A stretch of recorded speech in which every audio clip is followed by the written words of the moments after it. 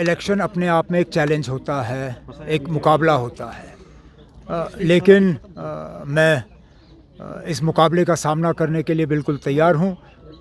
तंजीम ने मुझे हिदायत दी इलेक्शन लड़ने की और मैं मैदान में उतर जाऊँगा।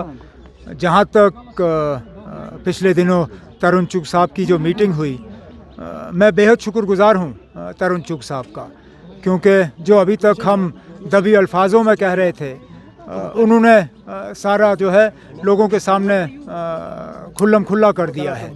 और अब तो ये साबित हुआ है कि चाहे वो पीपल्स कॉन्फ्रेंस हो, चाहे अपनी पार्टी हो, वो बीजेपी के ही इशारों पर काम कर रहे हैं। इसलिए मैंने शुरू में ही जब प्रेस कॉन्फ्रेंस की शुरुआत में मैंने कहा कि मेरा मुकाबला जो है किसी एक इंडिविजुअल से नहीं है, फ़र्द से नहीं है। मेरा मुकाबला जो है बीजेपी के साथ है और मरकज़ की हुकूमत के ख़िलाफ़ है। सर, बीजेपी खुल के साथ ही क्यों नहीं आ रही है कश्मीर में? आप उनसे पूछिए। कहीं ऐसा नहीं तो कि वज़ीर आज़म साहब जो कहते हैं और जो जानते हैं कि हकीकत है, दोनों में फ़र्क है।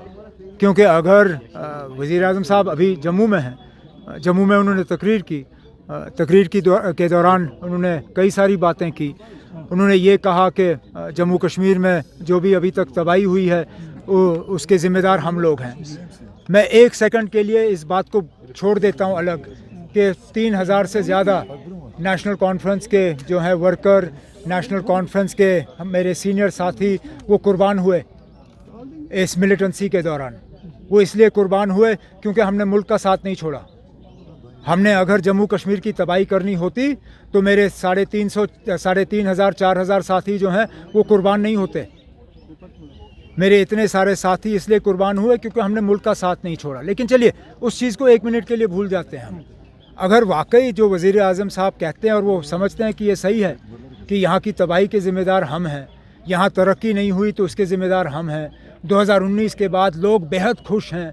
2019 के बाद लोगों ने तरक्की देखी, लोगों ने रोज़गार देखा, लोगों को अंधेरे से निकाल के एक रोशनी की तरफ वो ले गए। तो उम्मीदवार उतारे ना मैदान में। बीजेपी का उम्मीदवार क्यों नहीं उतर रहा है? तरुण चुग साहब को पीपल्स कॉन्फ्रेंस या अपनी पार्टी की मदद लेने की ज़रूरत क्यों? वो पीछे से क्यों रस्सी लगाम पकड़े हुए हैं? मैदान में उतारे अपने तीनों उम्मीदवार, हम भी देखें।